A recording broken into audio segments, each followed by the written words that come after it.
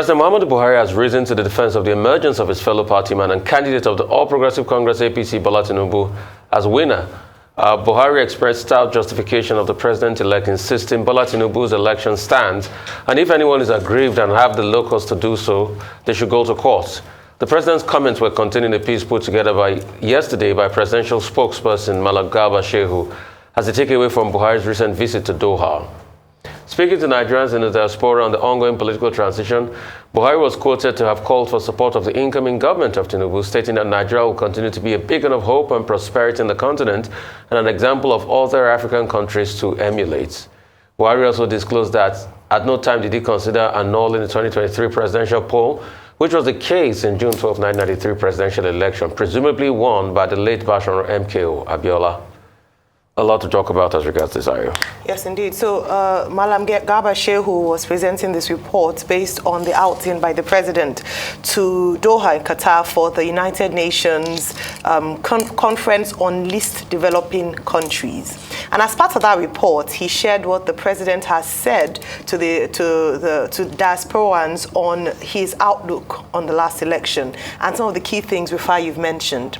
And the first thing he had said was that, one of the things I'd like to highlight in what he said was that he had referred to what he spoke about before the elections, that this election would reflect the wishes of Nigeria and the outcome would be only what Nigerians voted for.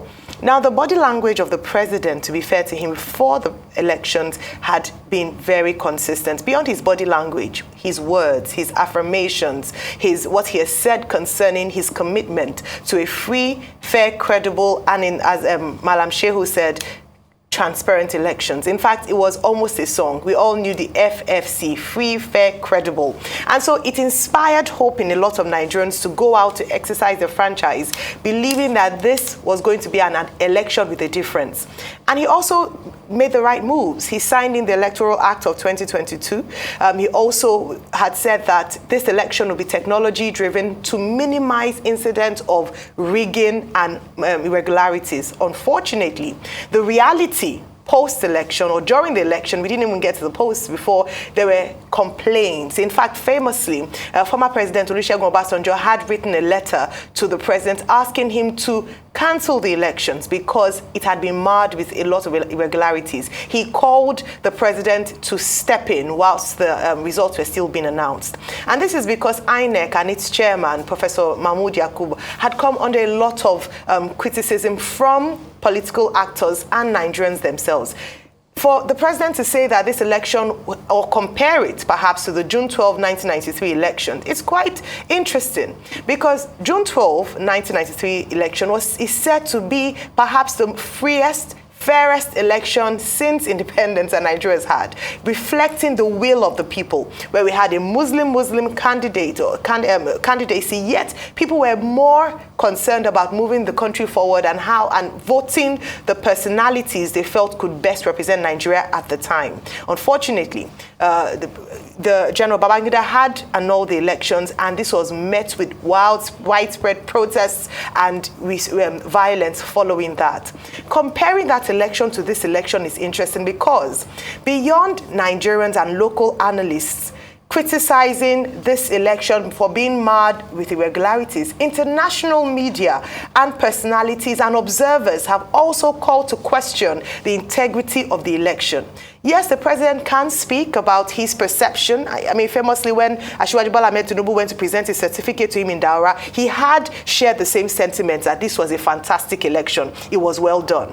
However, when you feel the pulse of the people, and from analysts, it doesn't reflect that. So there are two things on our end here that perhaps we begin to see, which was the question I asked when he first said that is the president not in touch with what is going on in terms of the violence that marred the elections? We talk about the ballot box snatching, the disenfranchisement of people in Warri. Do we talk about the attacks here in Lagos? Do we talk about what happened in Kano State? Do we talk about pockets of violence and irregularities? Right from the registration of voters, this election had been marred with irregularities. So for him to say this, it's quite interesting. But we continue to watch. As he said, if you have local standing, go to the court, and the principal parties of the PDP and the Labour Party have indeed approached the courts. It still unfolds. I think it's a fairly straightforward matter.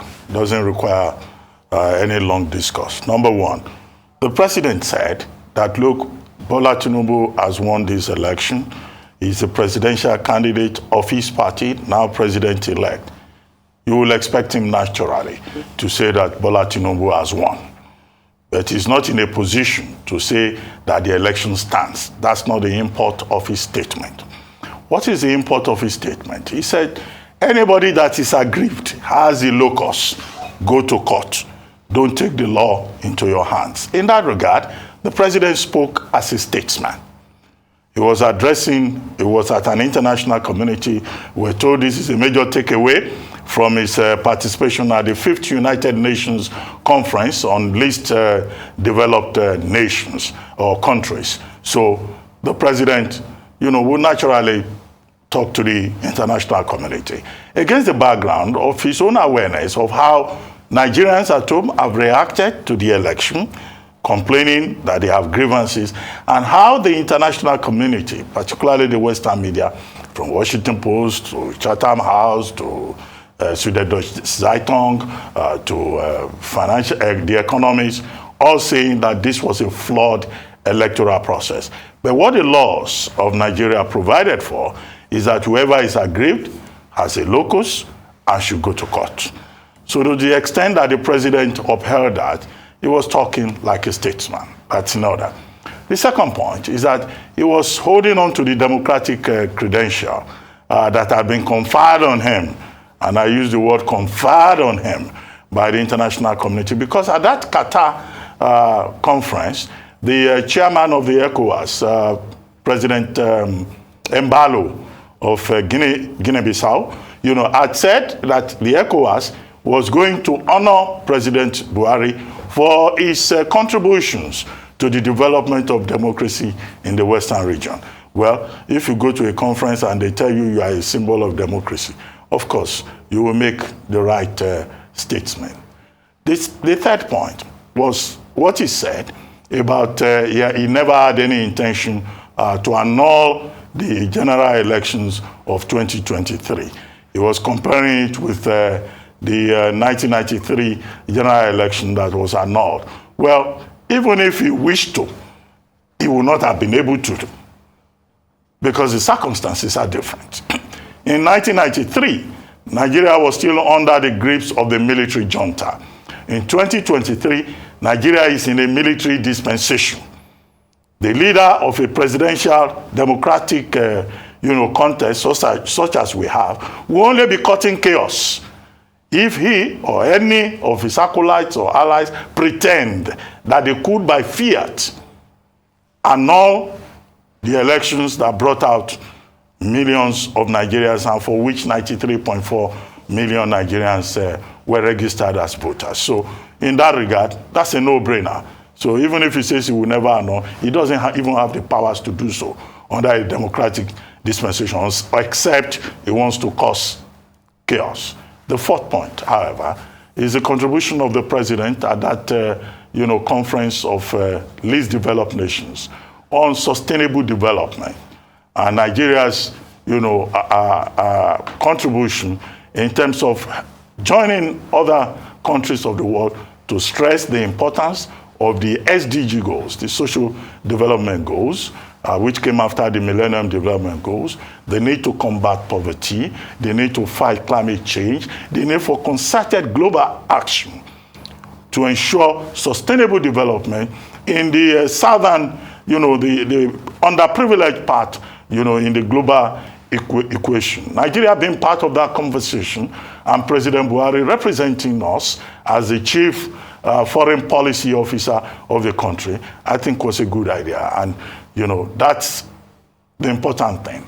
But as to what will happen to the February 25 presidential election, that now is for the tribunal and the courts to determine. Even President Buhari does not have a say in the outcome of that process, at least if due process is followed, if formal established procedure is allowed to function. That's just about it. So for me, when I saw this statement, I was really excited that President Buhari has backtracked from his initial comments about the elections, which were Everything went peacefully. There were no irregularities. Nobody died. My God. I'm happy he has backtracked from that. In this statement, what he said was that there were irregularities alleged by people, and the way to go is the court. At least this is different from calling the elections free, fair, and everything good that he did when the presidential candidates of the APC and President-elect Bola Tinubu went to visit him in Daura. So this is a departure from that. And the truth has to be said. For us to be able to deepen democracy, we must have leaders stand up tall. Because a country is only as strong as the institution. And that is why also I am happy that the federal government have talked about the irregularity. But the question is, what will be done as regards independent national electoral commissions? Irregularities. The court will decide that. Like the court has decided in a case to come as regards TVCs and PVCs, temporary voters cards and the likes. We'll review the story very soon here. We are in a democratic dispensation, and we are back to democratic rules since 1999. We've had like 7 iterations of election cycle. We will abide by the court. But in abiding by the court, Nigerians are also calling on the judiciary to stand tall. In recent times, people have lost confidence in the judiciary. And people are taken aback. And the judiciary too has not re-established that level of confidence. We all saw here when the Supreme Court was reacting and abusing a Nigerian for writing articles about how he feels about the Supreme Court judgments, which the Supreme Court should never do. So I think most importantly, the eyes of the people are on the Supreme Court judges as this case pan out. And the truth has to be told. Nigerians will look at you critically. And whatever you do in the determination of this will deepen or destroy democracy in this country. And that's why a lot of Nigerians are imploring you that please do the best you can for the country in accordance with the law. No pressure. President Muhammadu Buhari going to Doha. Yes, one of his last outings, as things will be wrapping up for him on May 29, saying up all the good stuff, talking about things on the diplomatic front, making a case for Nigeria. But the most important question is, and what behoves on this new administration, is how to repair our image that has been damaged on the international scene. Because anybody that is right thinking about Nigeria should know that when all those countries say things about Nigeria with their media outlets, the Economist, the Times, and the likes, it feeds back to the way and the perception an average Nigerian citizen is treated. So the next government has to repair that image. And how do we repair the image? We repair the image with justice and integrity. So for me, I'm happy President Muhammadu Buhari has backtracked. And now from his statement, the presidency has been able to say, yes, there were irregularities, unlike the first one he said. All right?